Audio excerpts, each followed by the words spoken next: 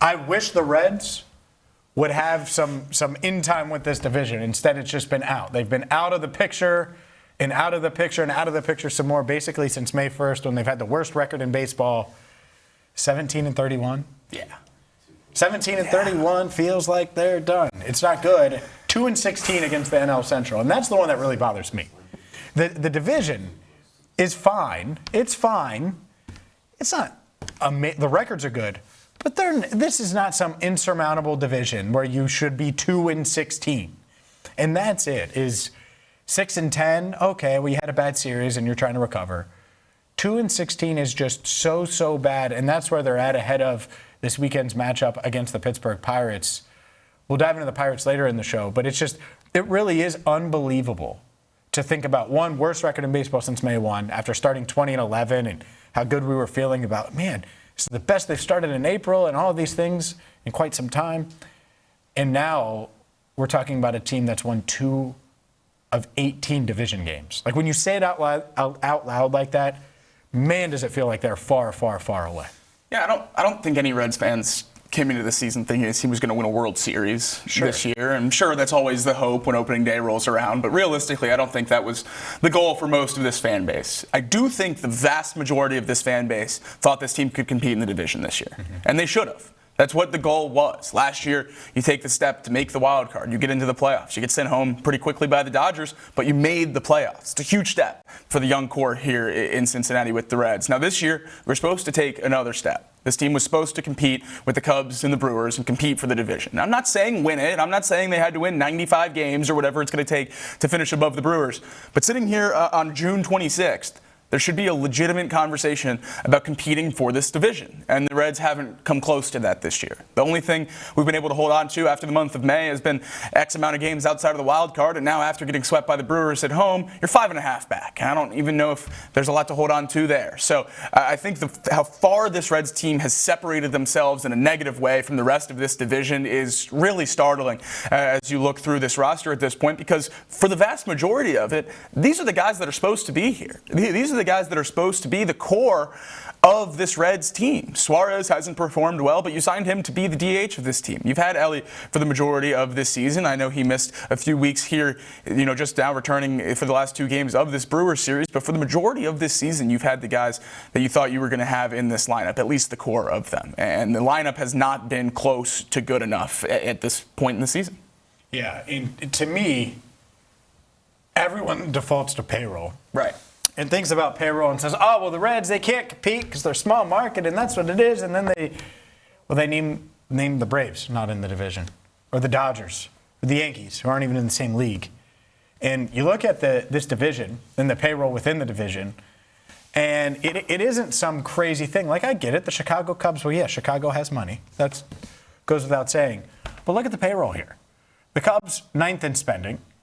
The Brewers, who are clearly the best team in the division, 20th in spending. The Cardinals, 26th. The Pirates, 23rd. The Reds, you see the Reds there? 19th. They're spending more.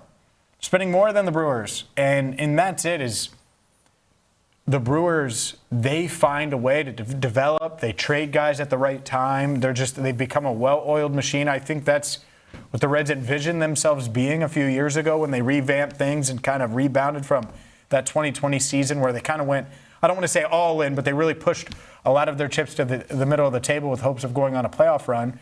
They did. It didn't work out once they got there. But to me, this is the sign right here.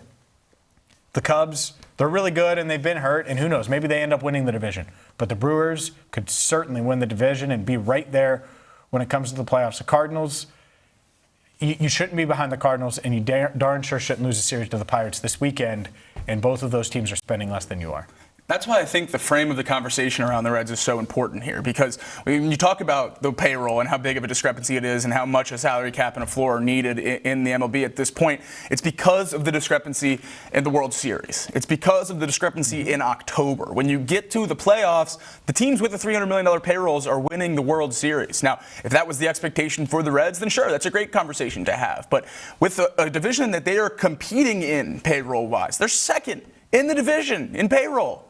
And you're not even close to competing to win the division. And that's where the frustration comes in, because I don't think, as much as the blame is put on the ownership a lot, I don't think it all falls on the ownership. I think a lot of the times this front office and coaching staff get an easy out because of the payroll conversation. Well, they aren't doing what teams in their own region of payroll are doing. They're not competing the same way the Brewers are. They're not even competing the same way the Pirates are in terms of the supplementing the young talent they have on their roster with free agent signings this offseason. So I think at this point, this is a great way to put into perspective that it's more than just not having money. It's more than just not being able to pay a Kyle Schwarber or one of those big free agents that we want every offseason. The Reds need to be able to do more with what they do have. And the shortcomings in the trade front and the mishandling of prospects have really hurt this team over the recency. Yeah, that's the painful part. Because, yeah, they should have paid Kyle Schwarber. He should be a Red, right? But that's not the only reason they're here. No. And that's it. That's the struggle. That's the pain. And what they would tell you, I guarantee it, and if they're watching now, we've been hurt. Guess what? Injuries happen. Ask the Cubs. Yeah. Cubs dealing with injuries. They have no pitchers. No pitchers. That's it. Teams deal with injuries. You have to deal with injuries. Did you really think Hunter Green wasn't going to get hurt at some point? Yeah. Did you really think Hunter Green and Nick Lodolo weren't going, like, one of those guys wasn't going to get? Could we have predicted that Andrew Abbott didn't pitch like an all-star for a stretch at some point this year, or that Brady Singer would have some struggles? All of those things are pretty realistic. Now, for all of those to happen, And at relatively the same time. fine, it stinks. Yeah. It sucks. Guess what?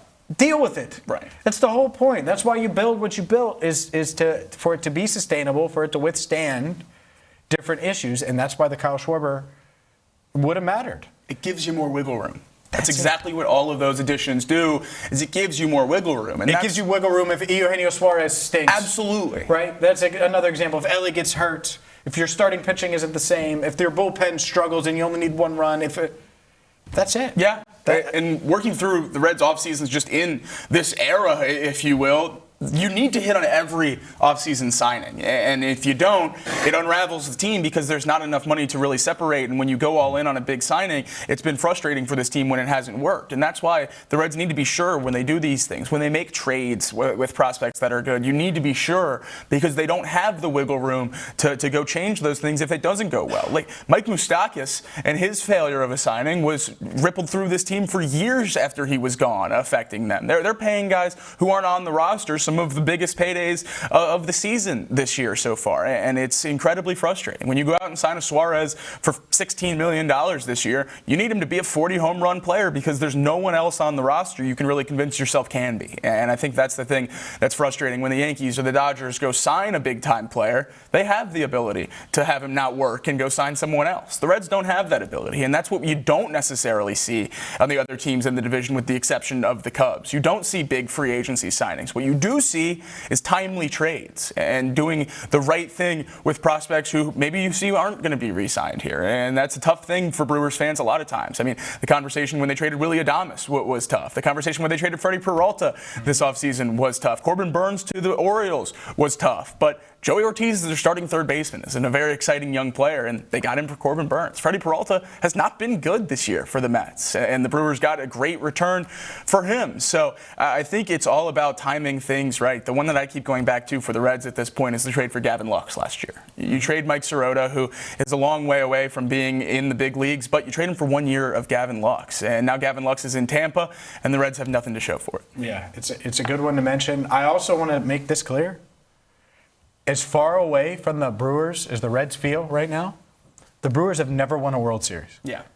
That cannot be the standard. And another thing, just to point it out, the teams with a better record than the Reds since May 1, and the Reds have the worst record in baseball at 17-31, the Rockies 18-31, the Tigers 18-30, the Angels 22-28. That's the tier the Reds have been in for a month. Teams that you laugh at. Yeah.